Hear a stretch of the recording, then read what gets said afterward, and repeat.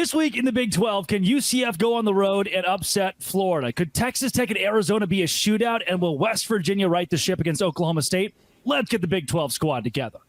Time for the longest intro in the world. You're talking ball with the Big 12 squad.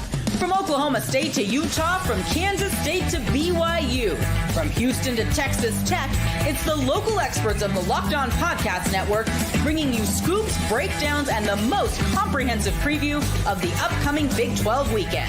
Buckle up. It's the Big 12 squad, and we have a seat for you. No hurt feelings and thin skin allowed. Squad up. You're part of the Big 12 squad. Happy Thursday night, everybody. Welcome into the Big 12 squad. I'm Drake Toll from Locked On Big 12, and it's time for you to sit back, grab your favorite beverage, and join us as we get you ready for another wild week across the Big 12. Spencer McLaughlin of Locked On College Football is here for some reason alongside JT Wistersill of Locked On Utes, who, by the way, the Utes, congratulations, a big 31-13 win over Arizona. They covered as we all expected. They remain undefeated in Big 12 play. So exciting for the best team in the conference. It's going to kick... Oh no. I'm reading the script that JT wrote for me.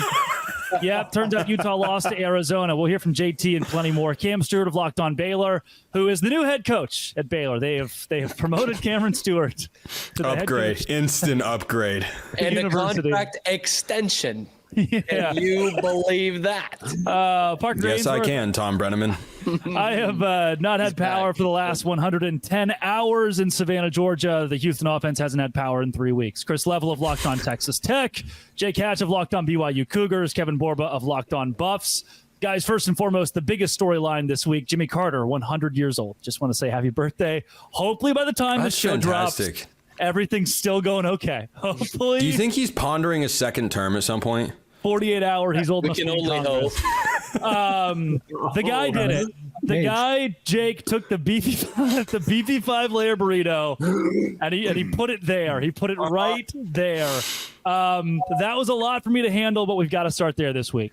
Well, imagine my surprise. All of a sudden I open my Twitter feed, my For You tab opens up, and then suddenly certain burrito is sticking somewhere where it shouldn't stick. So yeah, it's an image that's indelibly etched in my mind. I will never get it out. Let's put it that way. You can't say the guy didn't have evidence. This Big 12 thing threw off all our algorithms. I was not anticipating that on Saturday. That was not. I'm glad we all got it. I'm glad that we're all in the same timeline. That we, hopefully, Chris, who is the consummate professional of the group, has not yet seen the picture of half a beefy 5-layer burrito sticking out of an arch. Oh, I saw the bag on the guy's head. Yeah, it was a problem. And file that under things you wish you could unsee. But no, we're all here. Oh, man. JT Wistersill, Utah was supposed to go undefeated and win the Big 12, man. You were real happy a couple weeks ago. What's going on in your world? Well, I'm just glad I didn't promise to eat anything or put any types of foods in any places. Since the beefy 5-layer burrito happened, Kansas State blew out Oklahoma State. Since the dog poop cup guy, Florida State's 1-4. I'm just saying. You deliver on your promises. You deliver and you win. Utah did not deliver, though, on Saturday. What a disappointing performance, and particularly in the red zone, right? I mean, your first 3 trips, you get inside the 20, and you come away with 3 points. The first 2 drives, you completely stall out. Isaac Wilson struggled against an Arizona secondary that I thought played really well, and then the play calling for Utah wasn't there. Noah Fafita and Tetairoa McMillan looked like the team that we saw end the season last year, but Utah just simply wasn't good enough. If this team wants to win the Big 12, I guess there's a world they could do it with Isaac Wilson. It feels incredibly unlikely. They need Cam Rising back, and we still have absolutely no idea when and if he's going to come back. Hold on, JT. At some level, in the best way, Utah has always been described as the best boring team out west because they just play this boring style of winning football. But now Utah is taking on a whole different level of boring. Is Cam Rising going to play? It's like Stewie bothering Lois in the bedroom. It's just, mommy. Like, can the guy either medically retire or play, please? You call it boring. I mean, it's infuriating. I'm pulling all my hair out at this point, Spencer. I mean, it's insane. We've been doing this for 2 years. He did it.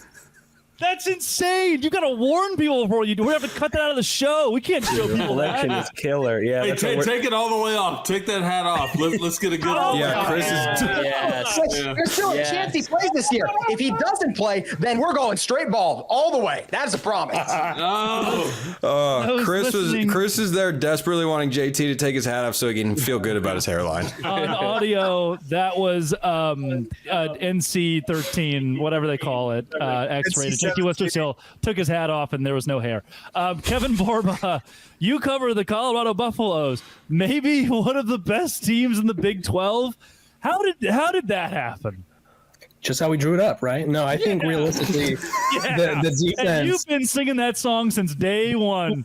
No one has supported Colorado more.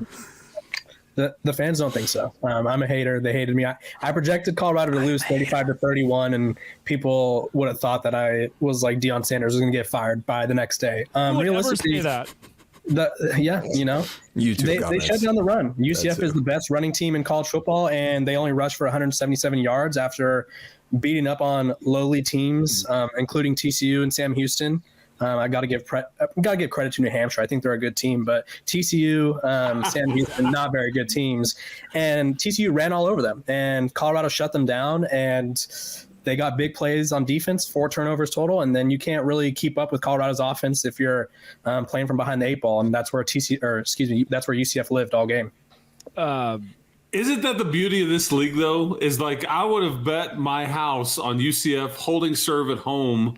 And with Big Noon there, all the stuff, and Colorado can't stop the run, and this is the way this league's going to be every week. I mean, it's maddening. Again, it's awesome, but I mean, it just some of it makes no sense, like that result. But I mean, Colorado, man, all respect to the Buffs, man, because they hammered them. Yeah, their defense. There are a lot of. Sorry, Spencer. They've given up Kevin. one touchdown in each second half of the whole season, right? They held Nebraska scoreless. Like their defense has really turned it up. And last year they had one of the worst defenses in the country. So I think you're seeing what a really high octane offense can do with a high powered defense as well. And Cormani McLean got to see it up close and personal as he was sitting in the bleachers, not playing. I think they're cheating. I've heard from Houston you're not allowed to have both a good defense and a good offense, actually. So I'm calling shenanigans. Hey, Parker, look at it this not way. Playing a good 4 quarters. I've heard that one before. This league is so crazy. Is anyone actually willing to rule out the possibility of the Houston Cougars pulling a fast one on everyone and flipping the script this year? We're ruining someone's season. We're ruining someone. I don't know who it is yet, but it's going to happen to one of y'all. Is that going to be the game I go bald? Is Houston going to beat Utah? Is that what's going to happen? Is that what's going to happen? That's what y'all want to do to me? Re-injure Cam Rising. He's going to suit up. It's going to be. It's going to be like the dinky. It's going to be like the dinkiest, dumbest, gimmickiest little injury. Hits him in the eye, and like, oh, not again. There we go again. But he will be suited up and warming up before the game, though. We know that for a fact. He will be. He loves a good warm-up. He loves a good warm-up. To be fair, a senior citizen takes a long time to get loose. He's got to be warmed up for a long. We don't know when he's warming up for. I think they have pills for that. I don't know. Hey, speaking of senior citizens, where's our Oklahoma State rep on this show? Yeah, where is it?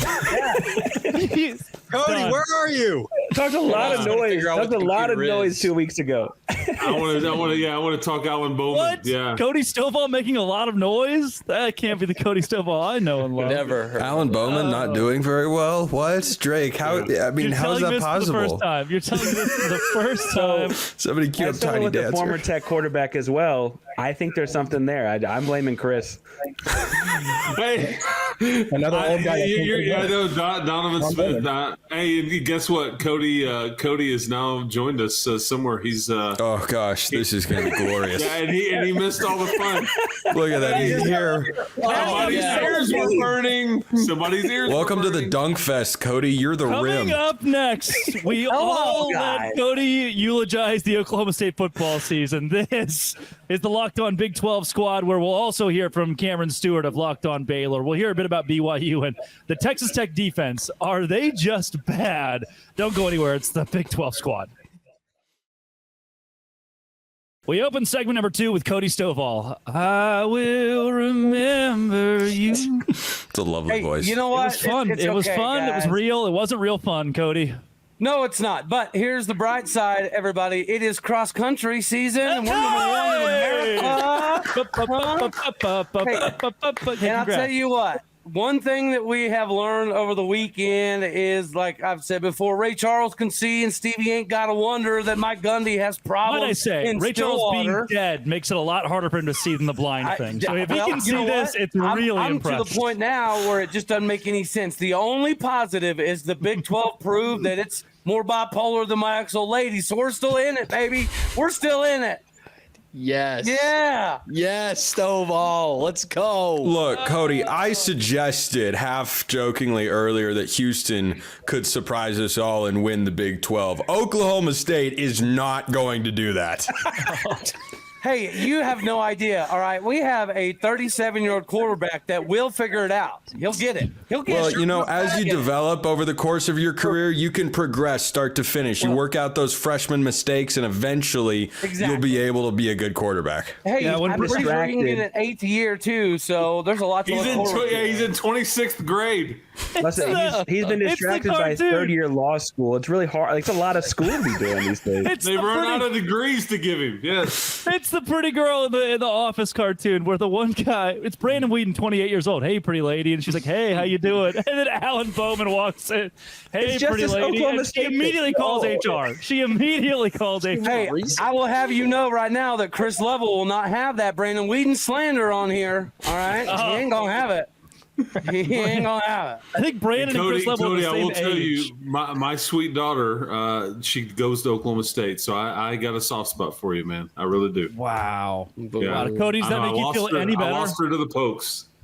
Well, that's not going to help your football season, but yeah. Chris, I'm just wondering, in your biggest failures as a father, where does that rank?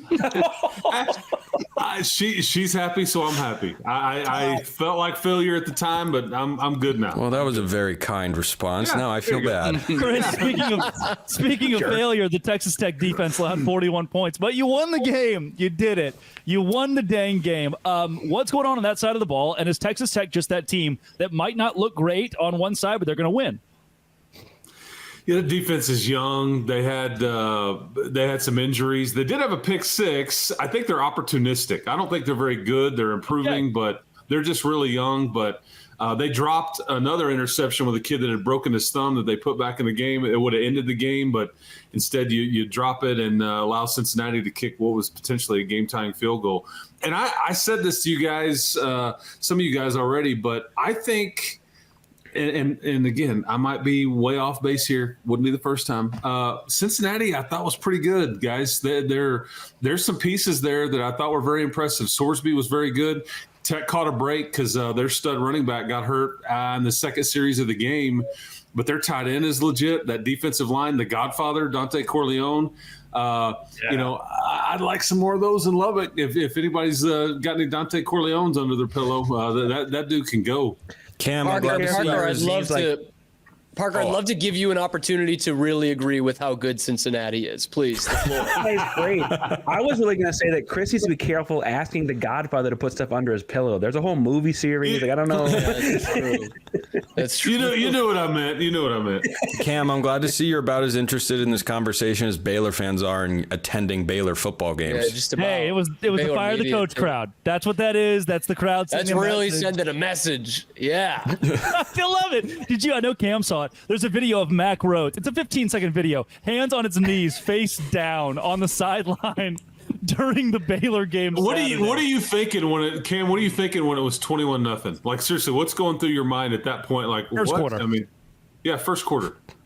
There was a thought that crossed my mind that Mac Rhodes, the athletic director, would be the first to the podium after the game at 21-0. I mean, seriously, that's where we're at. 21-0, though. It felt like everything the last 2 years or so. Yep. And now they have a real easy task of going to Ames, Iowa this weekend. Yeah. But Matt Campbell said this is the best team they will have faced all year. So take that, Iowa. Yeah. Iowa State's a really good team. Typically in the second half. I love that Baylor fans are really excited about second half play. Can they finish the game and win it? Best second half team in the conference. Best second half team in the conference. You know, Cam, some people would call that coach speak. I would just call it lying. But hey, that's potato. Iowa State. Don't go quarters defense against Baylor's wide receivers. There's your and if teams avoid that, Baylor will not win. And that's for Jake Hatch. You, BYU this week, another win. Are you the best team in the Big 12? Because BYU fans don't still seem to think so. Well, by record, they are. They're 2-0 in the conference. So, for the time being, they are. I think biggest thing feels like the defense is making up for a lot of what the offense is still not producing. But, hey, if you have a defense the caliber that BYU is playing with right now, it covers up a lot. JT Westercell, you're causing an echo. I just want to, every week you do something, even the week you lose, where you can't afford to be annoying. We're all watching Allie just try one. This one, it was guess and check from high school math, man. I was doing my best to figure out which one of you, and of course, it was JT Westercell. I did have something I wanted to add, if I may. Of course you did. Yeah, please do. Yes, we know how Utah feels. Cody, I'll deal with you another day. But right now on the topic of Baylor, let's say this. I a few weeks ago talked about Utah being the best team in the Big 12 after they beat Baylor. So now we're like BYU's the best team after they beat Baylor. How does that BYU's undefeated, dude. BYU's undefeated. Your team lost. You're looking up at the Cougs right now. Let's go. Wait, the Cougs? What? Let's just all agree. Let's just all agree that Baylor is clearly the standard bearer in this. Yes, there we go. We'll go with that. And once you beat us, it all takes off from there. Do we count Cincinnati's Bearcat? Can we count half of them? Cincinnati is half good. They get to be 6 and 6. They only have about half. They're the cousin of a good team. They're not actually a good one. They know a guy in high school. They know a guy who's a good team.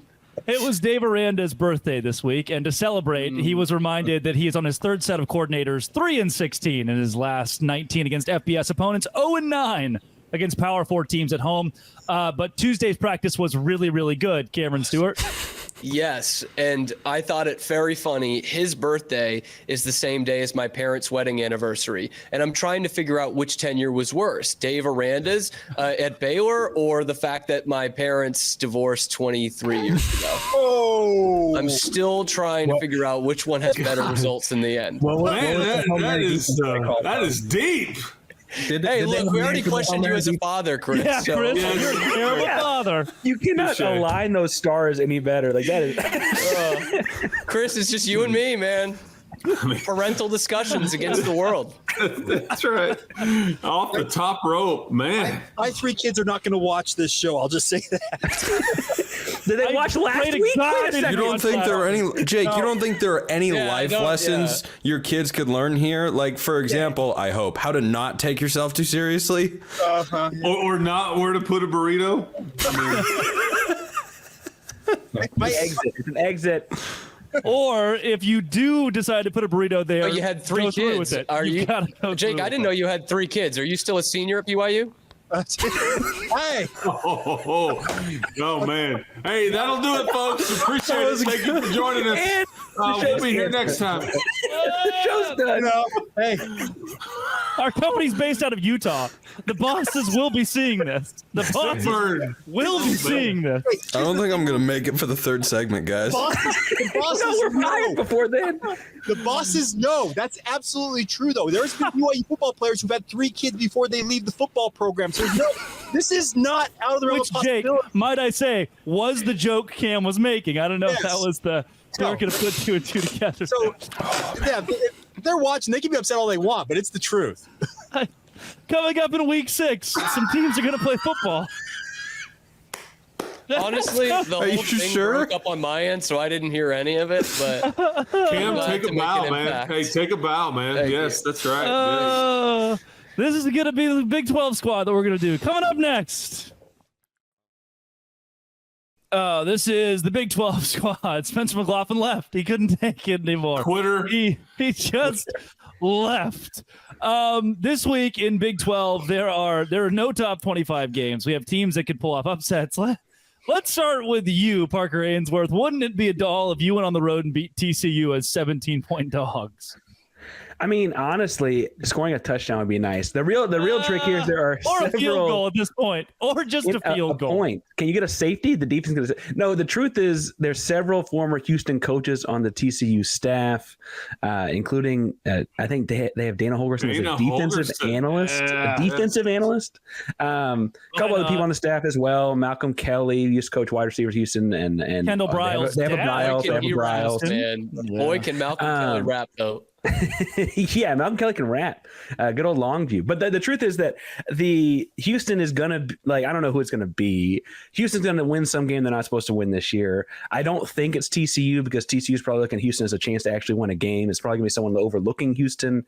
I do think it's going to be closer than 17, though. The defense continues to be more impressive than people realize. It was literally a 3-0 game with 3 minutes left in the third quarter last week. I mean, how did they keep it so close versus Oklahoma?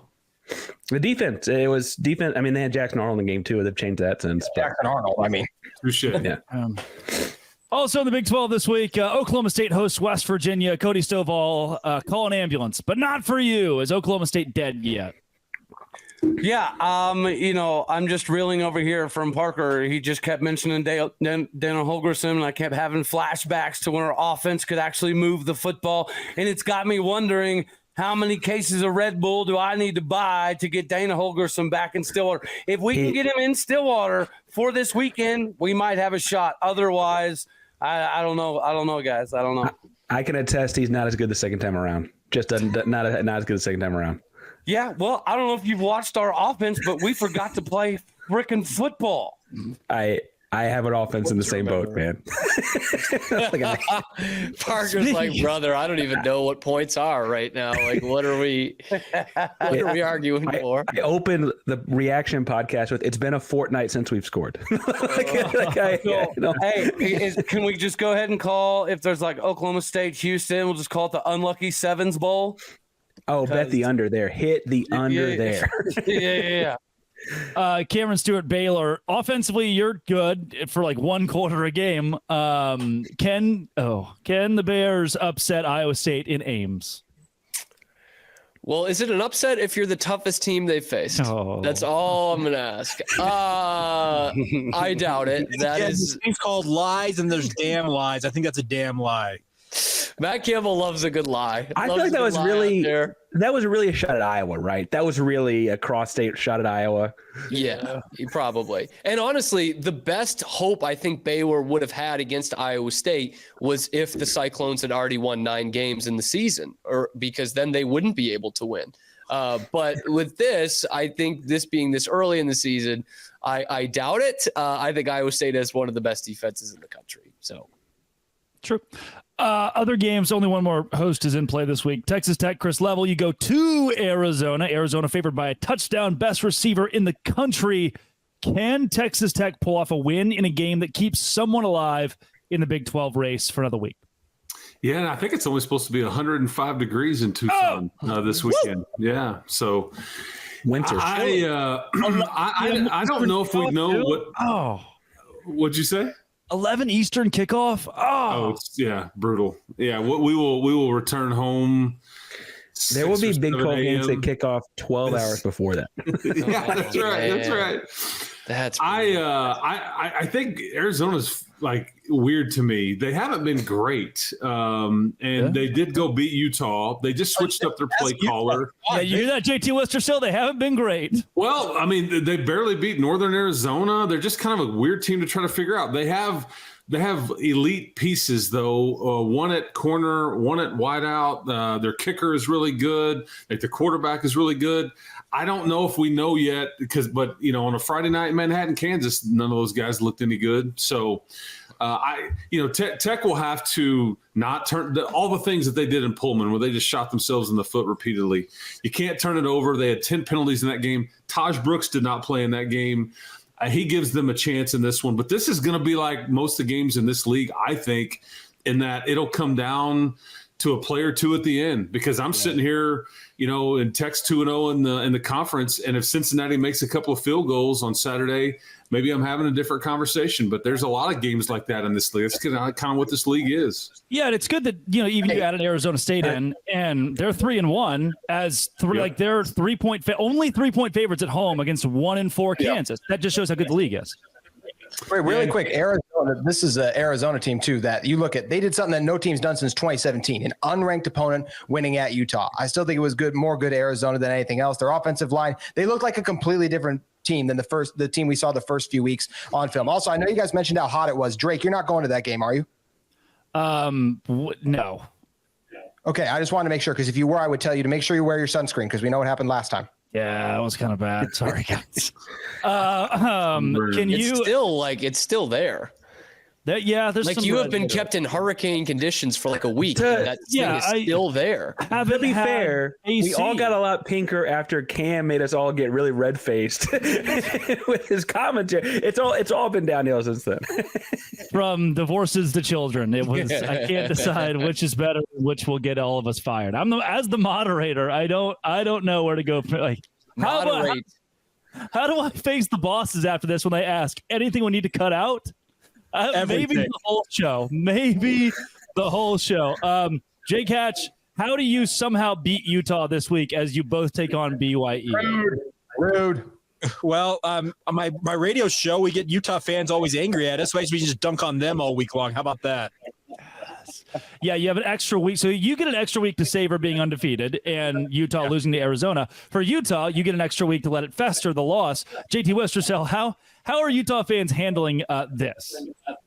Not well. I mean, everyone's flying off the handle about the Cam Rising thing. This is a team that doesn't lose at home, like we already mentioned. So they've been way out of control. But the biggest thing about the bye is, hey, this gives Cam Rising 2 weeks to get healthy. Utah fans are the most well-reasoned bunch of fans I've ever seen in my entire life. Let's be real.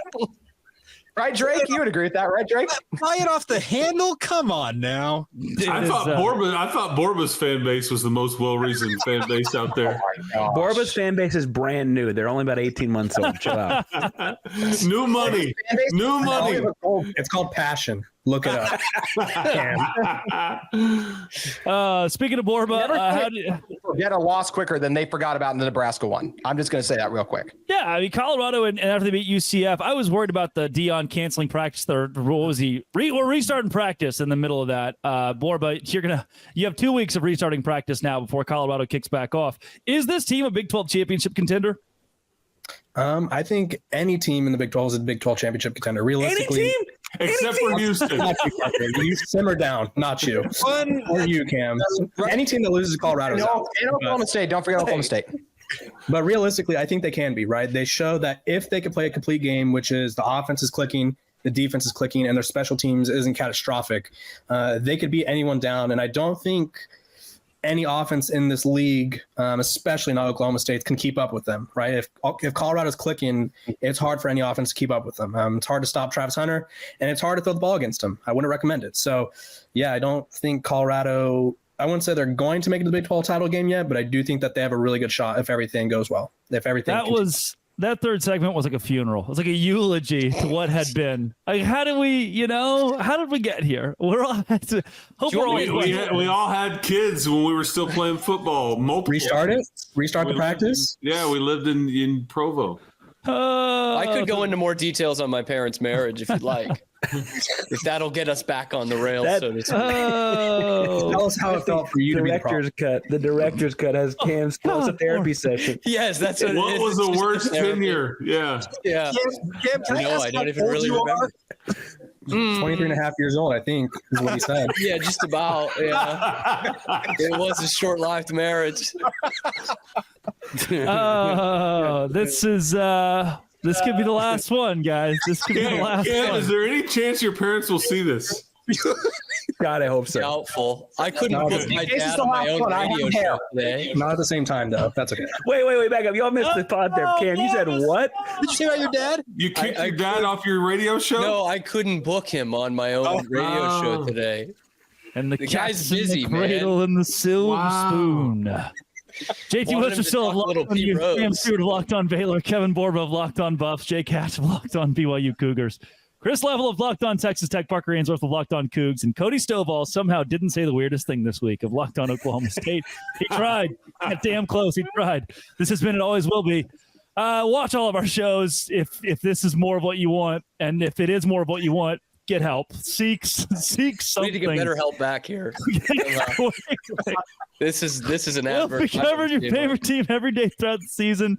Don't forget, I'll have you covered every day as well with Locked On Big 12, part of the Locked On Podcast Network, your team every day. This has been the Dose Grande Squad.